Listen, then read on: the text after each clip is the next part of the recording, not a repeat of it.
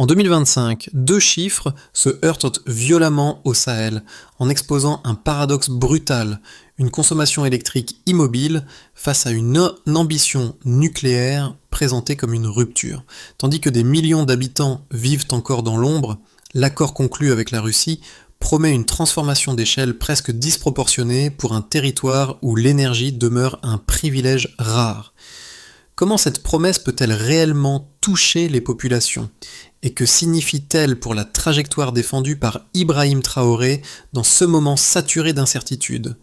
Entre percées espérées et paris risqués, l'horizon reste suspendu depuis des mois. Le projet nucléaire signé en 2025 ouvre une perspective décisive, mais son premier enjeu réside dans le risque structurel qui encadre chaque avancée technique. La promesse centrale, garantir enfin une électricité stable, condition clé pour l'éducation, la santé, l'agriculture et l'économie, reste à portée de main, mais dépend d'une exécution précise dans un environnement institutionnel encore fragile. Si cette stabilité énergétique se matérialise, elle pourrait remodeler la vie quotidienne d'un territoire longtemps soumis aux coupures, aux générateurs coûteux et aux importations incertaines, offrant un socle inédit pour la croissance. Pourtant, une tension demeure. L'écart entre l'ambition nucléaire et la capacité réelle d'absorption du Sahel pourrait ralentir un programme présenté comme salvateur. On peut noter que les premiers retards logistiques montrent déjà que chaque étape peut inverser le rapport entre promesse et vulnérabilité. L'enjeu devient donc double. Transformer une technologie exigeante en bénéfice direct pour les populations, tout en consolidant des institutions qui doivent gérer dette, sécurité et coordination internationale. Dans ce contexte, le moindre progrès ou défaillance réoriente immédiatement le rythme du chantier. La première révélation apparaît dès les mois qui suivent la signature. Les équipes scientifiques russes et locales ont posé les fondations du site nucléaire en moins d'un an. Un rythme inhabituel dans une région habituée à des délais souvent interminables. Deuxième révélation immédiate. Un budget initial stabilisé a permis d'éviter les blocages administratifs récurrents qui, auparavant, freinaient la plupart des projets énergétiques d'envergure. Ces deux signaux redessinent d'emblée la dynamique d'un territoire longtemps dépendant d'importations instables et de générateurs coûteux. Sous l'impulsion d'Ibrahim Traoré, l'accord de 2025 cesse rapidement d'être perçu comme une simple démonstration politique pour devenir le noyau d'un projet de souveraineté énergétique structuré. Ce basculement enclenche une chaîne de causalité. Mise en route accélérée du chantier, arrivée coordonnée d'équipes mixtes, adaptation progressive du terrain aux normes de sûreté, puis première tentative de formation avancée pour les jeunes ingénieurs sahéliens. À cette vitesse inhabituelle s'ajoute un choix stratégique. Envoyer, dès les premières semaines, des étudiants africains dans plusieurs universités russes afin de bâtir une future génération de spécialistes capables d'opérer, sécuriser et maintenir des infrastructures à haute technologie. Ce mouvement précoce réduit un risque majeur. La dépendance exclusive aux compétences étrangères et crée les conditions d'un transfert technologique réel plutôt que symbolique. Mais cette séquence encourageante se heurte à une tension immédiate. Le réseau électrique existant reste trop morcelé pour absorber l'énergie potentielle d'une future centrale et la sécurité des sites devient rapidement un enjeu ouvert, surveillé de près par l'IAEA.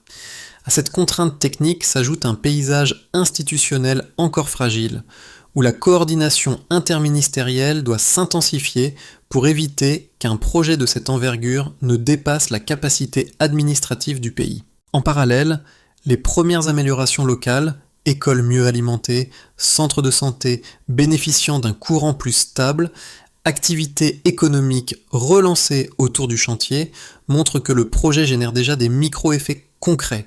Ces signaux esquissent une trajectoire possible, mais révèlent aussi l'ampleur du chemin restant pour transformer une ambition nucléaire en bénéfice partagé. Au cœur du chantier, émergent de jeunes ingénieurs, formés à l'étranger, devenus les relais indispensables entre la vision politique et la mise en œuvre technique. Leur rôle n'est pas seulement opérationnel, ils traduisent une technologie exigeante en procédures concrètes, capables d'être intégrées dans un environnement encore instable. Ce sont eux qui, au quotidien, calibrent les machines, harmonisent les protocoles venus de Russie et transmettent aux techniciens locaux les pratiques de sûreté nécessaires pour accompagner un projet aussi sensible. Un premier cas illustre leur impact immédiat. Près du futur site, une école secondaire bénéficie désormais d'une alimentation plus régulière grâce à des installations temporaires mises en place pour soutenir les équipes techniques. Les enseignants y constatent une extension du temps de travail disponible, signe qu'un progrès initial peut déjà produire une amélioration tangible dans un secteur essentiel. Un second cas provient d'un centre de santé local, grâce à des équipements diagnostiques mieux alimentés. Les équipes médicales observent une continuité de services renforcée, bien que le système reste fragile. Cette amélioration modeste révèle la manière dont une infrastructure en construction peut déjà influencer la vie quotidienne. Ces transformations ponctuelles, soutenues indirectement par la trajectoire voulue par Ibrahim Traoré, montrent que le projet dépasse le seul registre technique. Il réorganise les dynamiques locales, crée une nouvelle demande de compétences et prépare un socle institutionnel encore en évolution. Pourtant, un enjeu demeure évident. La capacité des acteurs locaux à absorber durablement ce rythme soutenu décidera de la solidité future du programme. Cela montre que stabilité locale, qui est digne n'y tient d'eau. La séquence s'enclenche dès la signature de l'accord nucléaire en 2025. Lorsque les premières équipes russes et locales convergent vers le site choisi. Le terrain est nivelé, sécurisé, puis balisé selon les protocoles transmis par l'AIA. Chaque geste semble condenser un retard historique accumulé depuis des décennies, comme si un territoire longtemps dépendant des générateurs et des importations soudaines tentait d'entrer dans un nouvel ordre énergétique. Les convois de machines lourdes, bloqués à plusieurs reprises par des routes étroites ou dégradées, dévoilent un paradoxe. La modernité arrive, mais elle avance sur des infrastructures trop anciennes. Pourtant, le mouvement ne s'interrompt pas. Sous l'impulsion d'Ibrahim Traoré, la coordination s'intensifie, les équipes spécialisées sont réparties selon les besoins et les premières installations techniques modulaires sont montées pour stabiliser le périmètre. L'arrivée simultanée de nouveaux experts russes marque un changement de rythme. Les équipements sensibles, systèmes de contrôle, dispositifs de radioprotection, modules de diagnostic sont déployés dans un silence méthodique. Les autorités nationales, conscientes des enjeux, renforcent les équipes de supervision et créent un mécanisme interministériel destiné à contrôler la conformité et la sûreté du chantier. Les universités partenaires accélèrent alors la formation de la première cohorte d'ingénieurs sahéliens qui suivent des modules avancés couvrant la technologie des réacteurs, la gestion des déchets, la maintenance et les scénarios d'urgence. Cette montée en densité technique révèle un second paradoxe. Un projet ambitieux peut progresser très vite, mais il exige une précision administrative que le pays peine encore à consolider. Les débats politiques internes s'intensifient, en parallèle, surtout autour des coûts du réseau électrique et de la dette nationale, tandis que les premières projections chiffrées circulent dans les commissions. L'écart entre l'ambition annoncée et la réalité matérielle se creuse, mais les premières retombées locales, écoles mieux alimentées, centres de santé plus stables, commerces élargissant leurs horaires, donnent un aperçu d'un potentiel qui semble enfin concret. Lorsque les dispositifs de sécurité avancés sont activés pour la première fois, le chantier franchit un seuil stratégique. D'un projet d'infrastructure, il devient un système critique. Les observateurs internationaux multiplient les visites, vérifient les procédures de sûreté et soulignent les progrès mais aussi les failles institutionnelles. Les communautés proches du site ressentent elles aussi les vibrations du changement, augmentation de la demande en logement temporaire, apparition de nouveaux ateliers logistiques, élargissement des services de restauration au rythme de l'afflux de travailleurs. L'économie régionale se réorganise, parfois de façon déséquilibrée, car les entreprises locales ne disposent pas toutes des compétences nécessaires pour absorber une technologie aussi exigeante. À l'échelle nationale, les tensions politiques persistent, alimentées par les inquiétudes autour de l'endettement, de la sécurité et de la distribution future de l'énergie. Pourtant, malgré les obstacles structurels, une certitude s'impose. La trajectoire initiée par Ibrahim Traoré modifie durablement la hiérarchie des priorités, installe un nouveau centre de gravité autour du secteur énergétique et ouvre une fenêtre stratégique que le pays n'avait encore jamais touchée. La situation énergétique du Sahel avant 2025 se caractérisait par un réseau morcelé, dépendant de générateurs coûteux et incapable d'assurer une continuité minimale. Au départ, une couverture insuffisante, des infrastructures instables et une fragmentation structurelle. Le contraste avec les projections établies après la signature de l'accord nucléaire révèle un basculement inédit qui alimente désormais les discussions techniques, politiques et sociales. On constate alors qu'une ambition structurée, pouvant couvrir jusqu'à 70% de la demande nationale d'ici 2030, une proportion jamais envisagée auparavant pour un territoire frappé par des pénuries chroniques. Cette évolution potentielle, souvent citée par les équipes locales, offre un horizon concret à une région qui a longtemps fonctionné à la marge des systèmes énergétiques modernes. Le secteur agricole constitue le second axe d'observation chiffré. Les expérimentations conduites près du site montrent une hausse de 25% des rendements grâce à l'irradiation contrôlée, technique importée et encore peu répandue dans la région. Cette amélioration, obtenue sur un échantillon limité mais rigoureusement suivi, matérialise l'impact direct d'une technologie, jusque-là considérée comme inaccessible. Le delta observé ouvre une perspective nouvelle. Une agriculture mieux protégée, plus régulière et capable d'alimenter un marché intérieur souvent soumis aux variations climatiques. Sous l'impulsion d'Ibrahim Traoré, ces données préliminaires sont interprétées comme les signes avant-coureurs d'un changement structurel où le secteur primaire pourrait devenir un bénéficiaire majeur de l'ambition nucléaire. Un troisième indicateur provient du domaine médical. Dans plusieurs centres pilotes, l'introduction de radioisotopes destinés au diagnostic précoce a permis une amélioration de 30% des capacités de dépistage, selon les équipes qui supervisent les essais. Ce delta, encore en phase de vérification, met en évidence un effet direct. Une technologie importée peut accroître la rapidité, la précision et la continuité des services de santé dans des zones longtemps sous-équipées. Les médecins y voient une opportunité rare d'élargir le champ du diagnostic, tandis que les autorités y perçoivent un levier stratégique pour renforcer les infrastructures sociales. Ces trois mesures, soit en 10%, 25%, 30%, ne résument pas l'ensemble du projet, mais elles définissent dans ses contours les plus tangibles. Elles montrent comment une initiative encore en construction peut déjà générer une variation mesurable, bien que fragile et inégale. La trajectoire induite par ces données dépend cependant de plusieurs conditions. Absorption institutionnelle, formation continue, supervision internationale et cohérence budgétaire. Les contraintes logistiques demeurent visibles, notamment dans le transport du matériel lourd, la densification du réseau et la coordination entre experts étrangers et équipes nationales. Les premiers signaux qualitatifs complètent ce tableau chiffré. Dans certaines zones rurales, les écoles prolongent leurs horaires grâce à une alimentation électrique plus stable. Les petits commerçants, eux, observent un accroissement des heures d'activité. Les ateliers artisanaux introduisent des machines légères autrefois impraticables. En parallèle, la main-d'œuvre associée au chantier devient plus diversifiée. Techniciens locaux, ingénieurs formés à l'étranger, spécialistes russes et responsables institutionnels interagissent quotidiennement dans un environnement d'apprentissage intensif. Cette hybridation des compétences nourrit un socle opérationnel encore en formation, essentiel pour absorber la complexité du projet. L'ensemble dessine une tendance. La dynamique énergétique initiée depuis 2025, poussée par les choix stratégiques d'Ibrahim Traoré, ouvre des marges d'évolution mesurables, mais dépendantes d'un arbitrage permanent entre ambition technique et capacité locale.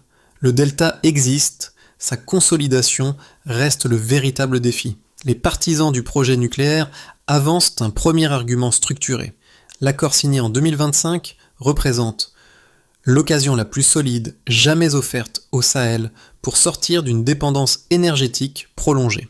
Pour eux, la capacité potentielle de couvrir 70% des besoins nationaux d'ici 2030 constitue un pivot technique majeur. Ils mettent également en avant les 25% de hausse des rendements agricoles observés dans les zones pilotes, ainsi que l'amélioration de 30% des capacités de dépistage médical, 3 indicateurs qui signalent une transformation déjà perceptible malgré le stade précoce du chantier.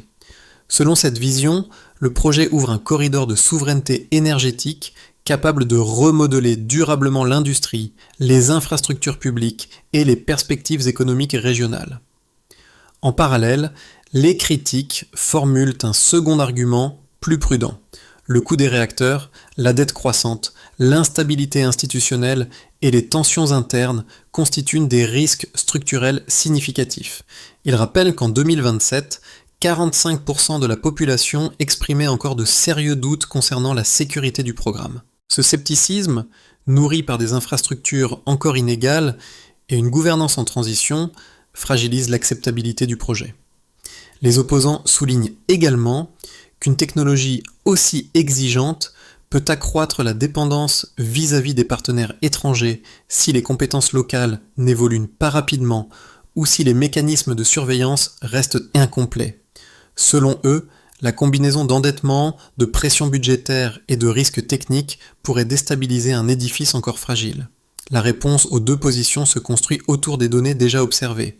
Les bénéfices existent, mesurés dans l'agriculture, la santé et l'accès local à l'électricité.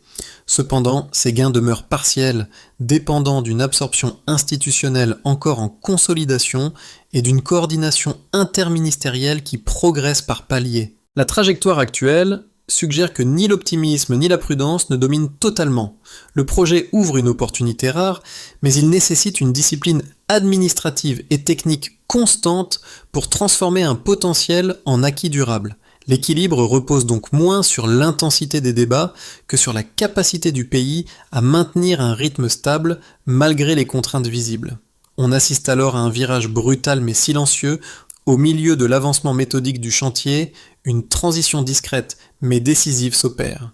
L'arrivée coordonnée d'experts russes supplémentaires coïncide avec l'activation des premiers dispositifs de sécurité avancés. Ce moment marque un glissement net du projet qui cesse d'être une simple infrastructure énergétique pour devenir un système stratégique nécessitant une exactitude institutionnelle rarement mobilisée dans le pays. L'ajout de ces protocoles change la nature du travail quotidien. Les équipes locales, exposées à des standards techniques plus stricts, doivent absorber une densité d'informations et de procédures nouvelles. La difficulté ne réside plus seulement dans l'installation des équipements, mais dans la capacité à maintenir une cohérence entre formation, supervision et conformité internationale. Ce resserrement introduit une tension structurelle. Un progrès visible d'un côté, une vulnérabilité accrue de l'autre. Les discussions internes s'intensifient car les observateurs internationaux multiplient les vérifications, soulignant à la fois les avancées rapides et les lacunes persistantes.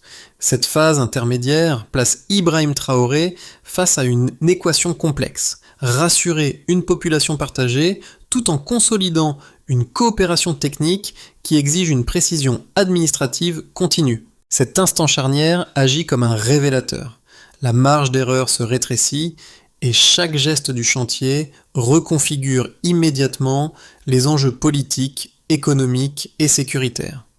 Du côté des autorités nationales, les autorités nationales constatent une réorganisation profonde de leurs capacités administratives. La mise en place de protocoles internationaux, combinée à l'arrivée d'équipes étrangères, impose une discipline nouvelle dans la gestion des infrastructures sensibles. Les ministères renforcent leurs mécanismes de supervision, créent des cellules dédiées à la sûreté nucléaire et améliorent progressivement la coordination intersectorielle. Cependant, la pression budgétaire augmente à mesure que les dépenses énergétiques absorbent une part croissante des ressources publiques, obligeant l'État à reconsidérer la marge disponible pour les programmes sociaux. Du côté des entreprises locales, pour les entreprises locales, le chantier agit comme un accélérateur économique immédiat. Les services de transport, de logistique, de construction et de maintenance enregistrent une demande soutenue, créant de nouveaux pôles d'emploi dans des zones autrefois marginalisées. Plusieurs ateliers émergent autour du site, portés par l'afflux de travailleurs et la nécessité de soutenir les opérations techniques quotidiennes. Pourtant, les structures plus petites peinent à suivre la cadence imposée par une technologie exigeante, notamment en raison d'un accès limité au financement et d'un manque de compétences spécialisées. Du côté des populations, Dans les communautés proches du site, l'accès plus stable à l'électricité transforme des aspects essentiels de la vie quotidienne. Les écoles prolongent leurs heures d'enseignement, permettant aux élèves d'étudier dans des environnements plus réguliers. Les centres de santé utilisent des équipements diagnostiques modernes avec davantage de constance, améliorant la qualité des consultations. Les petits commerçants étendent leurs plages d'activité et certains ateliers artisanaux introduisent des machines légères autrefois impossibles à maintenir. Toutefois, les populations éloignées voient peu de changements, alimentant des doutes déjà observés dans les enquêtes où 45% exprimaient une inquiétude persistante. La question touche directement l'ambition portée par Ibrahim Traoré qui cherche à réduire cet écart territorial. Du côté régional et international, à l'échelle régionale, le projet modifie les équilibres politiques et économiques. Les puissances occidentales suivent de près l'évolution du chantier, redoutant l'émergence d'un pôle énergétique souverain dans une zone historiquement dépendante. Les visites de l'AIEA se multiplient, pointant les progrès techniques, mais aussi les carences institutionnelles qui pourraient compromettre la sécurité du programme. Plusieurs pays africains observent cette trajectoire comme un possible modèle, envisageant d'adopter une approche similaire si le Sahel parvient à stabiliser ses infrastructures. Ce changement de perception accroît la pression diplomatique sur le pays, car tout retard ou incident pourrait être interprété comme un signe de fragilité structurelle. À travers ces 4 groupes, les effets du projet dessinent un paysage où progrès et vulnérabilité avancent simultanément. Les bénéfices existent, mais leur distribution demeure inégale. Les risques persistent, mais ils cohabitent avec une dynamique nouvelle qui redéfinit les priorités nationales. L'équilibre dépend désormais de la capacité collective à stabiliser un chantier devenu un élément central de la stratégie défendue par Ibrahim Traoré. Dans une perspective optimiste, si le financement reste stable et que les mécanismes de supervision poursuivent leur montée en rigueur, le chantier pourrait maintenir un rythme soutenu. Les audits trimestriels alignés sur les protocoles de l'AIEA renforceraient la crédibilité technique, tandis que les équipes locales, déjà engagées dans un cycle de formation continue, absorberaient plus rapidement les procédures complexes liées à la sûreté et à la maintenance. L'amélioration progressive du réseau électrique produirait alors un effet multiplicateur, meilleure répartition des charges, fiabilité accrue et capacité à préparer l'intégration future du réacteur. Dans cette configuration, le pays deviendrait un exemple régional de transition énergétique maîtrisé, attirant de nouveaux partenariats et consolidant la stabilité institutionnelle. Dans une perspective réaliste, une évolution intermédiaire verrait le projet avancer, mais au prix de retards techniques réguliers. Les infrastructures restent hétérogènes, certaines zones progressent vite, tandis que d'autres bloquent l'acheminement du matériel lourd ou l'installation des modules secondaires. Les tensions politiques persistent autour du coût global du programme et de la distribution attendue de l'énergie, alimentant des débats sur l'équité territoriale. Les formations universitaires produisent de premiers résultats, mais la montée en compétences demeure insuffisante pour combler les besoins immédiats du chantier. Dans ce contexte, la centrale avancerait par paliers, alternant phases d'accélération et épisodes d'ajustement. Le projet reste viable, mais vulnérable aux aléas institutionnels. Dans une perspective fragile, si les financements se contractent ou si une défaillance administrative survient, l'ensemble du dispositif pourrait connaître un ralentissement sévère. Les protocoles de sûreté seraient plus difficiles à maintenir, la supervision internationale deviendrait plus intrusive et les retards logistiques provoqueraient un effet domino sur les calendriers prévus. La dette énergétique augmenterait, forçant les autorités à arbitrer entre exigences techniques et contraintes budgétaires. La confiance des populations pourrait s'éroder rapidement, surtout dans les régions n'ayant pas encore bénéficié d'améliorations concrètes. Cette trajectoire menacerait non seulement l'avancement du chantier, mais aussi l'équilibre économique local déjà mis sous tension. Pour traverser cette période 6-12 Tang sans basculer dans l'un des extrêmes, une approche nœud-ti devient utile. Nœud la coordination administrative s'améliore, ti l'effet des retards techniques peut être neutralisé, nœud les compétences locales montent en puissance, ti la dépendance extérieure se réduit rapidement. Les enseignants ressentent les premiers effets du projet avec une acuité particulière. Dans les zones proches du site, l'alimentation électrique plus régulière transforme la manière de structurer les cours. Les journées gagnent en continuité, les outils pédagogiques deviennent utilisables plus longtemps et les élèves découvrent un environnement où la lumière n'est plus une ressource intermittente. Cette transition modeste, mais concrète, modifie la perception qu'ont les familles de l'école et ravive l'idée qu'un apprentissage stable peut redevenir possible dans des territoires longtemps fragilisés. Les soignants observent une évolution comparable. Les centres de santé, soutenus par les premières installations temporaires, voient leurs équipements fonctionner avec davantage de constance.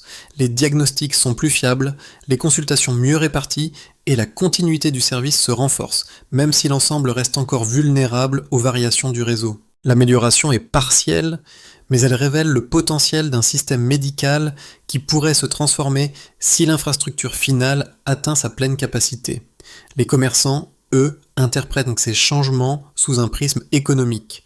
Les heures d'ouverture peuvent s'étendre, les produits se conservent plus longtemps et certaines petites activités, couture, menuiserie, ateliers mécaniques, introduisent des équipements légers impossibles à maintenir auparavant. Cette évolution progressive redonne un souffle à des localités qui n'avaient jamais vu une telle dynamique.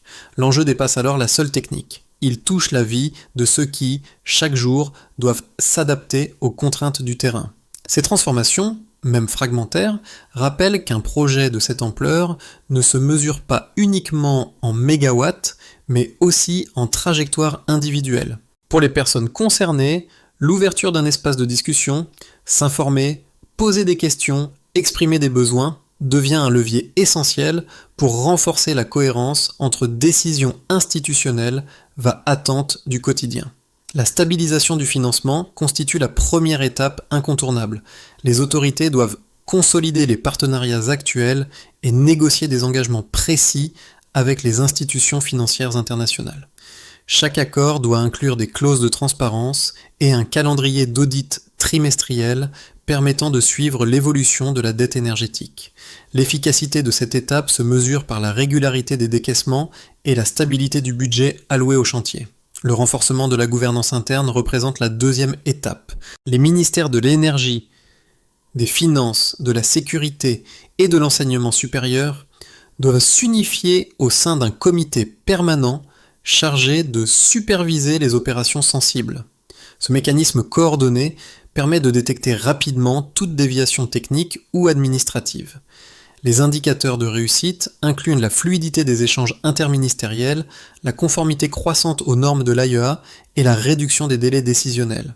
La pérennisation de la formation devient la troisième étape essentielle. Le pays doit créer des centres spécialisés capables d'assurer la montée en compétences continues des ingénieurs, techniciens et responsables de sûreté nucléaire. Les programmes s'appuient sur les partenariats existants et incluent des échanges réguliers avec les universités russes. La performance se mesure par le nombre de spécialistes certifiés et leur intégration directe dans les équipes opérationnelles. Cette étape répond à l'ambition portée par Ibrahim Traoré qui mise sur la capacité locale pour sécuriser le long terme. La sécurisation des infrastructures forme la quatrième étape. Les protocoles contre les incidents techniques, les attaques ou les sabotages doivent être renforcés immédiatement, puis réévalués chaque année selon les recommandations internationales. La réussite se quantifie à travers la fiabilité des dispositifs de protection, la réduction d'incidents mineurs et la conformité progressive aux standards mondiaux. Ces quatre étapes n'ont de sens que si elles avancent simultanément. Ensemble, elles permettent de transformer une ambition encore fragile en trajectoire énergique structurée.